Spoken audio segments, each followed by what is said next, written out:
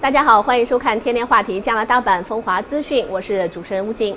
北京2022冬奥会盛大开幕，而这次呢，加拿大也是派出了超过225名运动员，将会角逐北京冬奥。那么今天在我们的节目现场呢，我们非常荣幸的请来了我们温哥华前任市长苏利文先生。我相信呢，很多民众可能都记得，在2006年都灵冬奥的闭幕式上，当时呢，苏利文是代表了我们加拿大，挥舞着奥运的旗帜，也让全球呢看到了温哥华这个城市。Welcome to the show, Sam. Very lovely to have you here.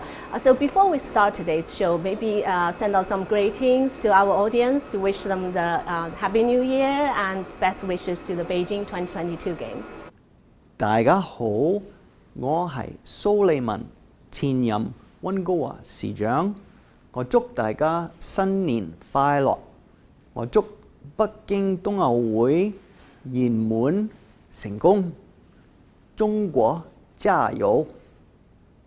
Wow, Sam, your Cantonese is perfect, very impressive, and thank you for the greetings. Thank you. So nice to see you again, Lisa. Yeah, lovely to have you on the show. Your Olympic legacy was huge. I think still today everybody remember that moment. Would you like to share a bit more about your Olympic experience? Well, I'm just so excited, and it's bringing all these memories because, you know, Beijing is the only, well, really a very rare city to have both summer and winter Olympics. And we feel a very close relationship with Beijing now that we're both Winter Olympic cities. And, you know, Canada's sending over 200 athletes. We're excited. We're about the whole competition and all of what it means, the Olympics means for the world, people working together and coming together in friendly competition. So, you know, that's bringing back memories for me of Vancouver and how the world came, and it was so exciting. And I certainly remember going to Torino, and flying the flag, and I was shocked at how many people saw that, maybe 1 billion people. So it was a great memory for me, and to think of all the great things that have happened. Here we are in the curling, and we wouldn't have had this place without the Olympics. So many things can happen if you really do it right. Yeah, talking about the touring 2006 games, I believe everybody remember, not just Canadians, everyone, and especially, you know, when you were sitting in that, I think it was special made, right, for you, and at the closing ceremony, have the flag waving, the whole world was saying, wow, that's what Canada and what Vancouver can showcase to the world. Any, you know, really memorable moment you would like to share with us? Well, I just remember how shocked people were that I was in a wheelchair, and they kept looking for the mayor, you know, and they wanted to call my driver the mayor. They said, "Oh, Mr. Mayor, thank you for coming." And he said, "Well, I'm the driver of the mayor. The mayor is the guy down sitting there." He's the mayor? Like, how could that be? You know, and then they say, Vancouver must be a very special city that they would elect a person in a wheelchair to be the mayor. And I said, it is a very amazing city. You know, they're very inclusive, they're open-minded, and you know, it's just such an amazing city that we're very happy to show off to the world. And what do you believe the Olympics have changed the city ever since the 2010? Well, probably the most profound change was with the Native people, the First Nations. They weren't really, you know, connecting very well before, but when they came together for the Olympics, that changed everything. And then they started working together and thinking about how they can improve their lives and become more engaged economically, socially, and that was great. But then look what all the other things we got, the Canada line. We wouldn't have had the Canada line. Who knows when it would have been built. You know, the federal government wasn't in a big hurry, and we got the Canada line built, and the Olympic Village was built, all that housing for people, all that fantastic seawall. And then, you know, all of the community centers, so many community centers got upgraded. This Hillcrest Center here, all the swimming pool, and And we accomplished a lot by convincing the Olympic Committee to use North American measurements for their hockey rinks. I mean, if we had done that, we wouldn't have been able to use them effectively. So we focused on doing things that would benefit the city after everybody went. Yes. So all of that work that we did, people are still benefiting. So, I mean, you have been to China before, especially in 2008. I believe you were at the torch relay for the Beijing Paralympic Games. Yes. So share a little bit more your personal touch, personal experience when we talk about Beijing hosting the games. Oh, well, I was there for the closing ceremony of the Olympics and the opening ceremony of the Paralympics. So I went to both of those, and they were both so well done. Everything was so beautifully managed. It was truly, amazing event they put on. But what impressed me the most and shocked me was how the whole country turned their eyes toward the disabled people. Every channel I looked at, there was more disabled people being interviewed, and all of the sports. China showed how it's supposed to be done, and they did a tremendous job. And the awareness that people got in China about disability was amazing. Do you think so far still the Paralympic, I mean, compared to the normal Olympic, not really get enough coverage? Well, not in Canada, not in the U.S. It's not seen in the same way, but certainly China did. It was so big. I looked at, I went through the media area for the Olympics and Paralympics. And China, the media segment there of the buildings was full, and everybody was running around, busy, busy, busy. And then I went to the Canadian, and it was all empty. And I went to the Western countries, and it was empty. And down at the very end, I found some people. It's like they all left. So I was very impressed. I can never forget that hockey game. With in 2010, yes. Oh my gosh, that was so exciting, and the entire city just went crazy, and but the curling, the curling was so interesting too, and the skiing, well, it's all so great, it's hard to even pick one. We just, my wife and I, we love always watching the TV, for each event. So I think a lot of people around the world will see Beijing and the amazing work that they do to organize. They always do things so well.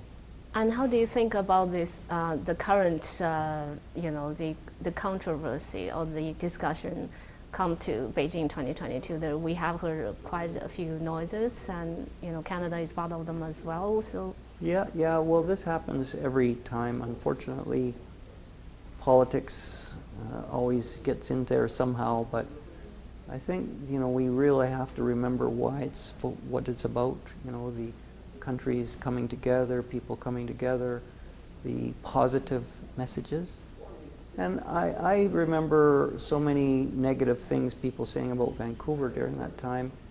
And to tell you the truth, it actually helped us a bit. It brought attention to things that we should look at. So. It wasn't very comfortable, but it was useful to have people say things. But once the games get going, everybody forgets that, and they just get into the. So there's no doubt that those issues will come up. But it's one of the costs of it all. And ever since the pandemic started, we heard lots of hatred stories towards Asian, in particular in Vancouver. And being the former mayor, when you see these stories, what's your first reaction? Oh, it's so disappointing. We work so hard to have a country and a city that is totally welcoming and accepting and loving, and that sort of it drags us down, and I wish You know, it's such a small number of people, and we shouldn't let them, you know, capture the attention. You know, the great majority of people don't have any thoughts those ways, and you know, but as COVID has been a stressful time, and you'll always get these things, you know, popping up. But we just have to remember who we are, remember what we're about, and we'll get through it. Do you believe Beijing Winter Games will bring Canada and China closer? I think so, yeah. It does seem to do that, and especially given that we were both Vancouver and Beijing Winter Olympic cities. That's a great thing to bind us together and to connect us.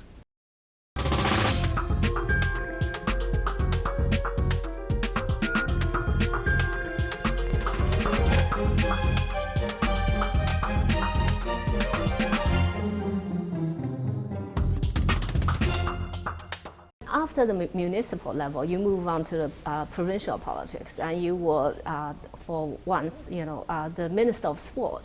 So at that time, what were you planning to do in terms of promoting the sports in this province? Oh yeah, well, I only had a couple months, you know, but I wrote a letter to support the Commonwealth Games. Mm-hmm. So that was the small little, but when the next people didn't support that, so you know, that didn't happen. But you know, I had a lot of interesting ideas that having seen China and how amazing they have done with their athletes and the competitions and the excellence that they achieved. Mm-hmm. We thought we could do more there, but it's going quite well. I mean, we have some great athletes and we do very well. Mm-hmm. And now Vancouver is talking about bidding for the 2030. I know you're a good friend with John Furlong. You both were working for the Vancouver 2010. So are you part of this bidding committee for the 2030? I'm not officially part of any committee, but I'm there on the sidelines cheering, you know, wanting it to happen again. That we're so well placed for it, you know, we have so much infrastructure already ready for them. But we'll see. I hope we can do it.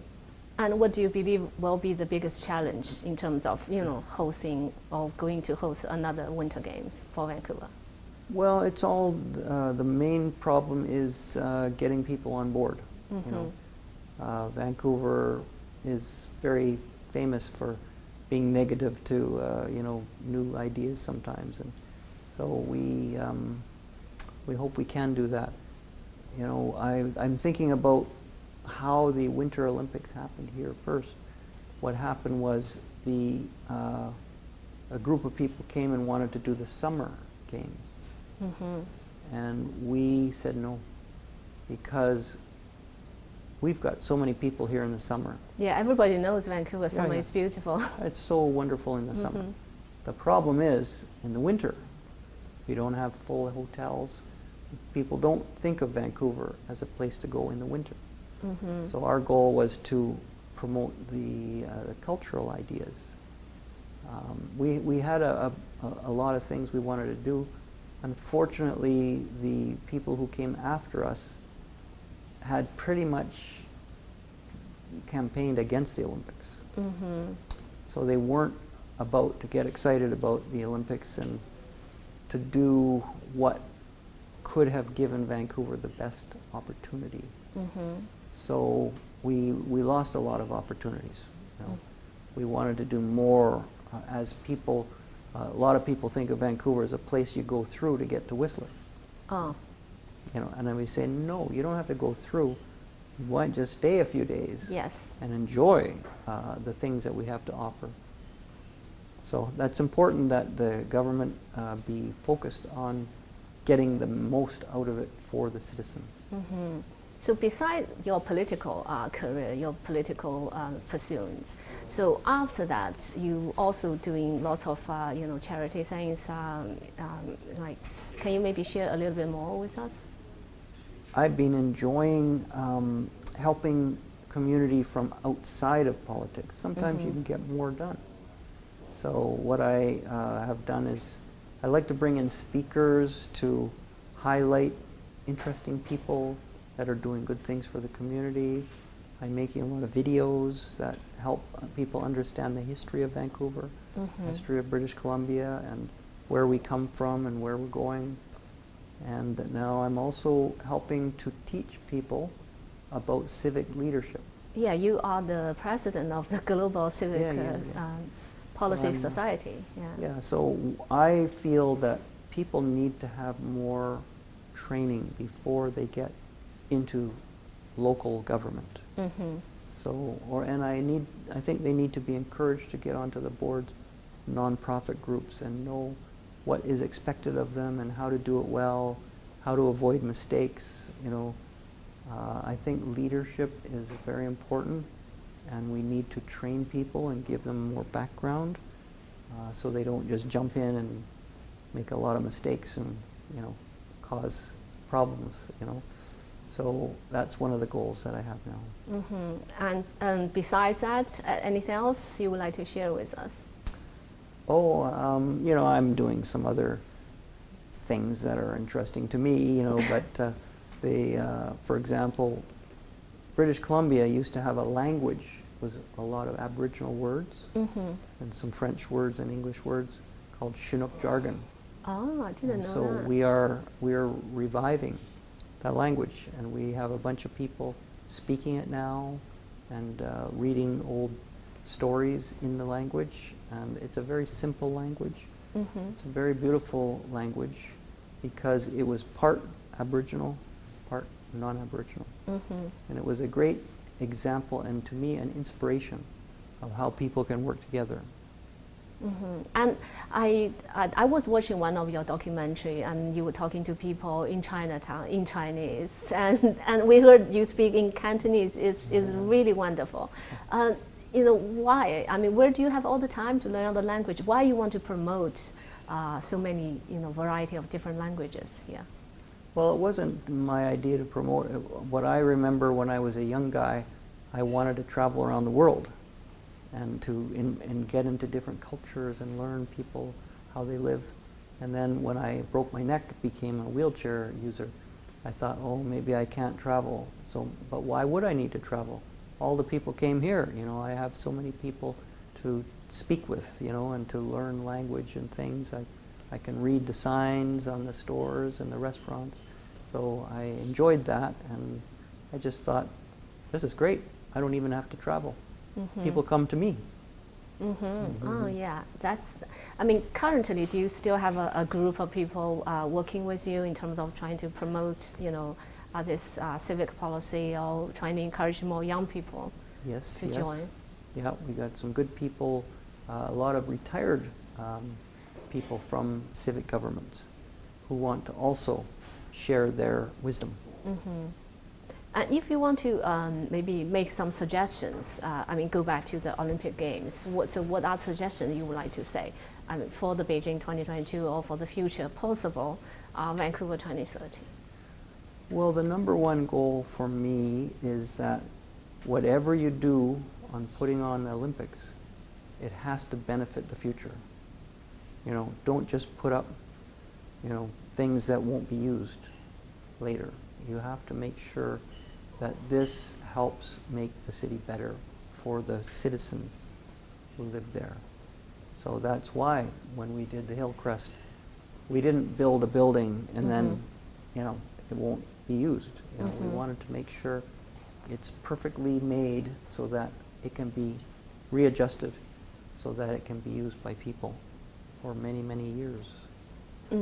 So in closing, any other message that you would like to share with us, especially the best wishes to the athletes, to the hosting country, and to the future relationship between Canada and China? Well, I think the athletes are going to have an experience they will never forget, and that will be something they will remember for their whole lives. And the citizens, will also be thrilled, and all these dramas will happen. It will be fascinating, and they'll talk about it and think about it for the rest of their lives. And people, cities, I think Beijing and Vancouver can have a closer relationship as well. Lovely talking to you, Sam, and really appreciate. Lovely to have you on the show. Thank you. 好，那么非常感谢苏利文先生接受我们的采访，也感谢观众朋友的收看，也请您继续关注天的话题风华资讯。我是主持人吴景，我们下周见。